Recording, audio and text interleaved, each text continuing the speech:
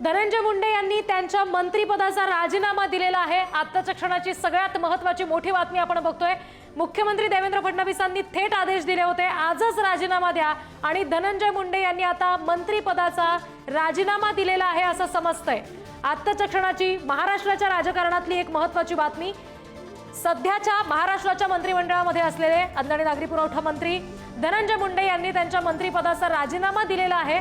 बीड मधल्या मसाजोगचे सरपंच संतोष देशमुख यांचं जे हत्या प्रकरण आहे ते धनंजय मुंडे यांना भोवलेलं आहे। वाल्मिक कराड या प्रकरणाचा मुख्य सूत्रधार आहे असं स्पष्टपणे म्हटलं गेलं, आणि वाल्मिक कराडचा धनंजय मुंडे यांच्याशी असलेला संबंध या मुद्द्यावरून धनंजय मुंडेंच्या राजीनाम्याची सातत्यानं मागणी झाली।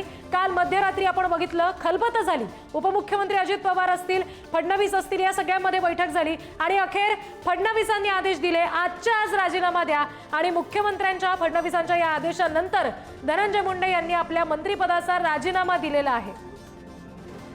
आपण सध्याच्या क्षणाची ही सगळ्यात महत्त्वाची बातमी बघतोय। मुंडेंनी अखेर राजीनामा दिलेला आहे त्यांच्या मंत्रिपदाचा। मुख्यमंत्र्यांचा आदेश मुंडे पाळतात का याकडे संपूर्ण महाराष्ट्राचं लक्ष होतं, आणि नैतिकतेच्या आधारावरच खरं तर त्यांनी स्वतःहून राजीनामा द्यावा असं सातत्यानं म्हटलं जात होतं। अखेर अधिवेशनाआधी तो राजीनामा होईल, म्हणजे अगदी काल परवा होईल असं म्हटलं जात होतं। पण काल मध्यरात्री जेव्हा कधी संतोष देशमुख यांच्या हत्येसंदर्भातले क्रूर असे फोटो समोर आले, व्हिडिओ समोर आले, त्याच्यानंतर प्रकरण आणखी चिघळलं। मध्यरात्री बैठक झाली आणि त्यानंतर फडणवीसांनी थेट आदेश दिले, मुंडेंना राजीनामा द्यायला सांगितला, आजच राजीनामा द्या असं सांगितलं। आणि मुख्यमंत्र्यांच्या या आदेशानंतर धनंजय मुंडे यांनी आपल्या मंत्रिपदाचा राजीनामा दिलेला आहे। अशी सध्याच्या क्षणाची सगळ्यात महत्त्वाची बातमी आपण पुढारी न्यूजवर बघतोय।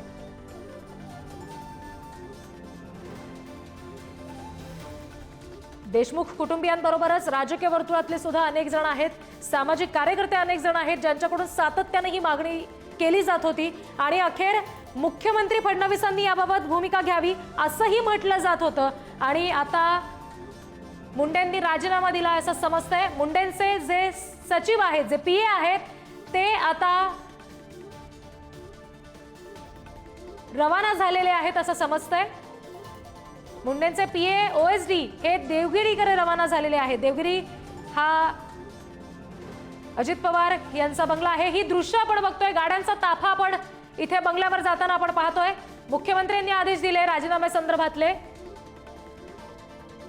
ही थेट दृश्य आहेत ती सागर बंगल्यावरची आहेत, देवेंद्र फडणवीस यांचं शासकीय निवासस्थान, आणि तिथली ही थेट दृश्य आपण बघतोय।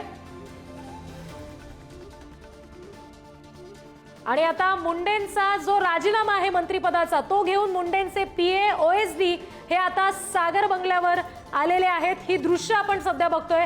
मुख्यमंत्री देवेंद्र फडणवीस यांचं शासकीय निवासस्थान आहे सागर, आणि तिथली या बंगल्याबाहेरची थेट दृश्य पुढारी न्यूजवर आपण बघतोय। नुकतंच गाड्यांचा एक ताफा इथं आलाय ज्याच्यामध्ये देवेंद्र फडणवीसांच्या या बंगल्यावर धनंजय मुंडे यांचे पीए, त्यांचे ओएसडी पोहोचलेले आहेत, आणि त्यांच्याकरवी आता मुंडेंचा राजीनामा हा मुख्यमंत्र्यांकडे सुपूर्द होतोय। अखेर धनंजय मुंडे यांनी राजीनामा दिलेला आहे, आणि तोच राजीनामा घेऊन मुंडेंचे पीए आणि ओएसडी हे आता मुख्यमंत्र्यांच्या बंगल्यावर पोहोचलेले आहेत।